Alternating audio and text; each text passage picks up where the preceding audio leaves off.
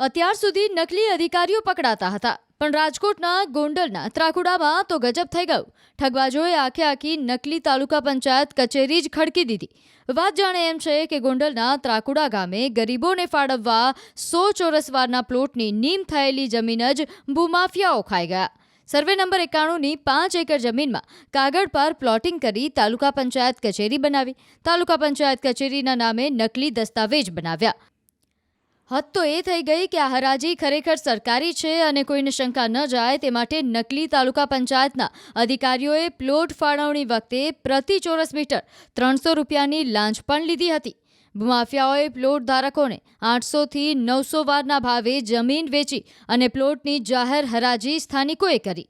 તાલુકા પંચાયતના હુકમ આપવામાં આવ્યા હતા. જો કે હુકમના આધારે દસ્તાવેજ થવા લાગ્યા અને ભાંડો ફૂટ્યો. આ તરફ હવે સામે આવ્યું છે કે ગામના પૂર્વ તલાટી કમ મંત્રીને સાથે રાખીને ભેજાબાજોએ આ કૃત્ય કર્યું હતું. ત્યારે હાલ તો તપાસ બાદ મોટા ખુલાસા પણ થઈ શકે છે.